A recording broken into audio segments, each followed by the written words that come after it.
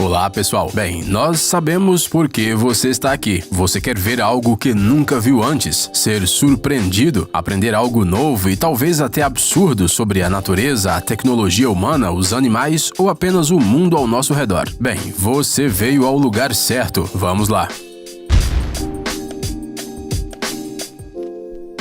Capa da invisibilidade. Lembra do Harry Potter e de sua incrível capa de invisibilidade?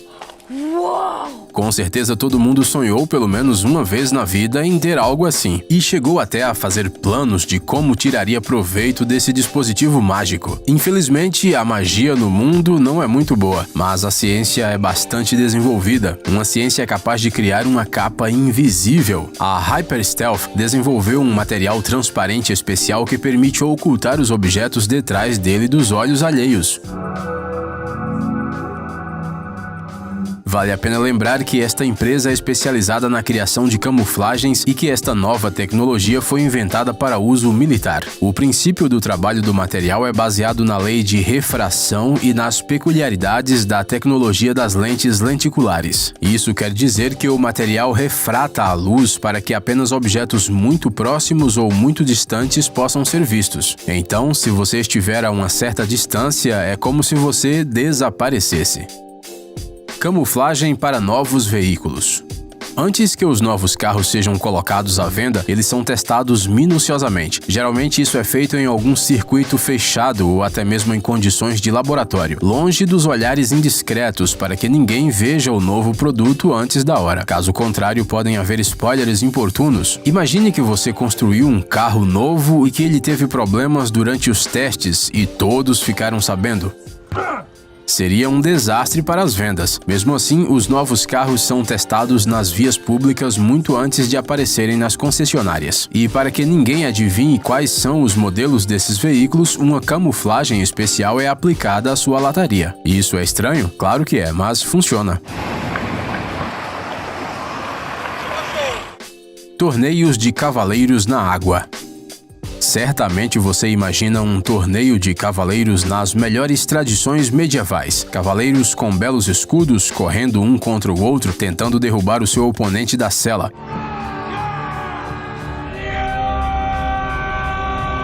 É cruel, mas fazer o quê? Poucos sabiam ler naquela época, por isso precisavam se divertir de alguma maneira acessível. Mas você já viu um torneio desses na água? Não pense que isso é alguma espécie de entretenimento moderno. Este é um esporte muito antigo, praticado principalmente na França e também na Suíça e na Alemanha. A ideia é bem simples. Os oponentes, armados com lanças e escudos, ficam cada um na polpa de um barco. O barco é propulsado por remadores ou, em alguns casos, um motor é usado. O objetivo é simples, derrubar o adversário na água e não cair junto com ele. As regras mais específicas podem variar de acordo com o país ou a região. A evidência mais antiga desses torneios foi encontrada em antigos baixo-relevos egípcios datados de 2780 a 2380 a.C. É claro que desde então esse esporte incomum passou por algumas mudanças, mas continua sendo bastante popular. E o mais importante, é divertido. Redes de bolhas. Alguns cetáceos usam redes para capturar suas presas. Não redes de pesca roubadas de humanos. Estamos falando das redes de bolhas que são usadas pelas baleias jubarte.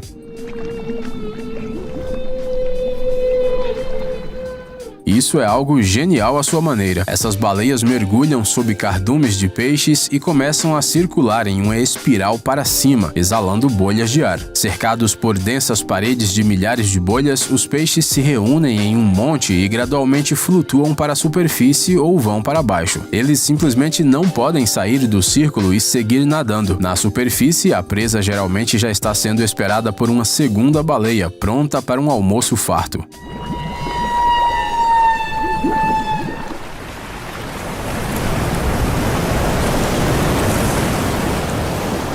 Às vezes, as baleias capturam os peixes do fundo da rede, nadam até lá, abrem a boca e simplesmente engolem as presas junto com as bolhas. Essa incrível maneira de caçar pode ser registrada muito raramente, e portanto essas imagens têm um valor especial. Segundo os cientistas, a coisa mais impressionante sobre a pesca com bolhas é que os animais são ensinados a se comportarem assim. Nem todas as baleias jubarte caçam dessa maneira, e mesmo aquelas que sabem fazê-lo podem usar vários outros métodos, provavelmente dependendo do humor delas.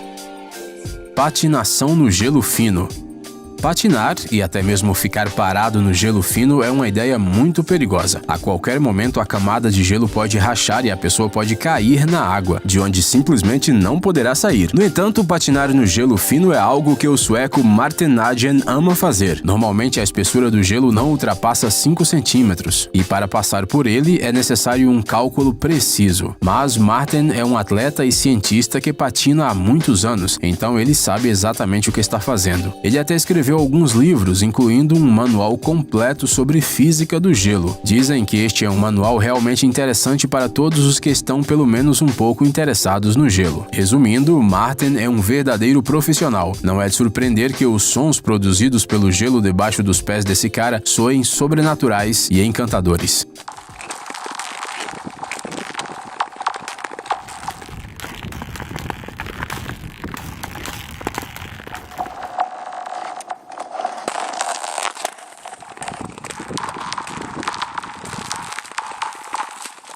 É fácil imaginar uma nave espacial por perto. Afinal, uma simples água congelada não poderia cantar assim, não é mesmo? E sim, não recomendamos que nossos espectadores repitam isso. O gelo fino é sempre uma coisa perigosa. Moinhos de vento antigos. Moinho de vento. O que você imagina quando ouve estas palavras?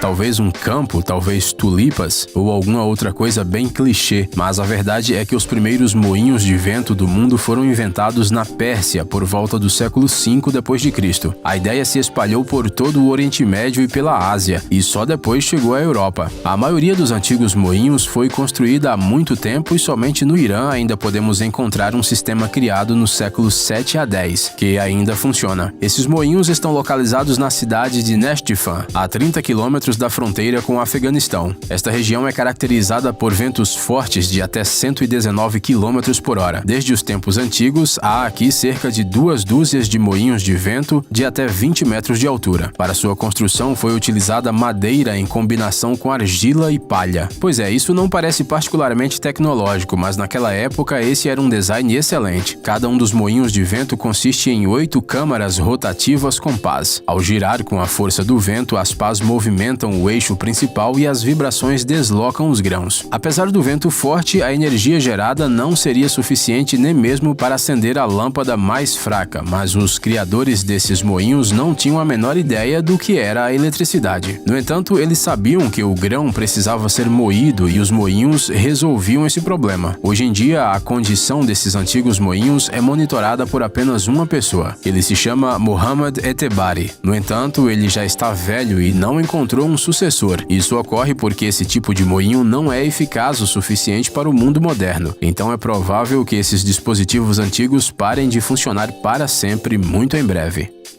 O ator que fez 500 papéis. O rosto deste homem lhe parece familiar? Você está se esforçando, mas ainda não consegue se lembrar onde o viu antes? Vocês com certeza já ouviram essa voz. Talvez ele seja um vizinho, um amigo dos seus pais, seu professor da escola. Bem, não é nada disso. Esse é o James Hong, um ator estadunidense de ascendência chinesa, dublador, produtor e diretor. Você já deve tê-lo visto em uma variedade de filmes, séries e desenhos animados, incluindo The Big Bang Theory, Kung Fu Panda, Blade Runner, Jack Chan's Adventures, Mulan, Agentes da S.H.I.E.L.D. e essa está longe de ser uma lista completa. A filmografia filmografia desse ator é mais do que impressionante. Até o momento, ele fez mais de 500 papéis em filmes e séries, incluindo trabalhos de dublagem. E o James Hong continua trabalhando apesar de ter comemorado seu aniversário de 90 anos em fevereiro. Há muito tempo, Hong estudou engenharia civil na Universidade de Minnesota e era engenheiro de estradas. Mas um belo dia, ele percebeu que estava muito mais interessado em atuar e abandonou sua profissão principal. E ele não estava equivocado. Como convém a uma estrela dessa magnitude, Hong e sua esposa vivem atualmente em Hollywood e parecem estar completamente satisfeitos com seu trabalho. Floresta de Pedra. Toda vez que parece impossível descobrir algo novo em nosso planeta, ele ainda é capaz de nos surpreender. Um exemplo impressionante disso é a Floresta de Pedra, ou Singh de Bemaraha, localizada na ilha de Madagascar. Esta reserva natural, localizada na costa oeste do país, foi incluída na lista do Patrimônio Mundial da Unesco em 1990 devido à sua geografia única, aos manguezais preservados e às populações de pássaros e lêmures selvagens. Porém, o que mais atrai a atenção, é claro, são as árvores de pedra. Estas estranhas formações minerais se parecem com dentes de calcário. A propósito, o nome dessa reserva significa um lugar onde você não pode andar descalço. E isso é a mais pura verdade. Você não só não pode andar aqui sem sapatos, como também mal consegue se locomover, só se for na ponta dos pés. As rochas kársticas cinza escuras e as rochas de calcário amarelo que formam a famosa Floresta de Pedra surgiram devido à erosão comum. Mas isso não aconteceu de um dia para o outro, claro. Ao longo dos anos, a água e a chuva ácida corroeram a superfície das formações calcárias até formar essa extraordinária beleza natural. Em alguns lugares, a altura das agulhas de pedra chega a 50 metros. Entre elas crescem espécies raras de árvores, nas quais vivem animais raros e voam pássaros também raros. Dizem que só é possível ver a beleza deste lugar de cima, porque em todo o vasto território da reserva não há um único pedaço de solo plano. É por isso que esta floresta de pedra, inacessível aos seres humanos, ainda mantém sua singularidade. Táxi voador. A humanidade já está planejando a colonização de Marte, mas ainda não criou carros voadores? Não foi isso que imaginaram os escritores de ficção científica para o nosso futuro. Mas não se desanime antes da hora. Afinal, muitos inventores estão trabalhando nessa direção. Na verdade, o primeiro teste bem-sucedido já aconteceu. Em maio deste ano, a empresa alemã Lilium anunciou que tinha realizado testes de voo do seu táxi elétrico de 5 lugares Jet. Esta é uma aeronave bastante incomum, capaz de acelerar a uma velocidade de 300 km por hora. Nada mal. O aerotáxi está equipado com 36 motores elétricos relativamente pequenos, 6 nas asas dianteiras e 12 na traseira. Obviamente, a pergunta mais importante: qual a distância alguém pode voar em um dispositivo assim? A autonomia do Lilium Jet é de 300 km. É muito ou pouco? Depende de com que se compara. Esse táxi não é adequado para viagens internacionais, mas as pessoas geralmente não cruzam as fronteiras nem mesmo nos táxis comuns. Então, parece que o Lilium Jet pode ser uma alternativa conveniente a um carro convencional e ser também uma maneira de acabar com os engarrafamentos. A estimativa é que esse carro comece a ser produzido em 2024. Será que pegaremos esses táxis diretamente em nossas varandas?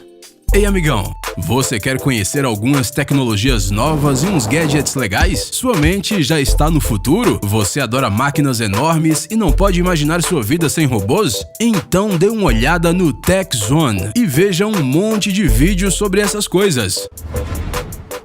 Ficou interessado? Ótimo! O link está na descrição.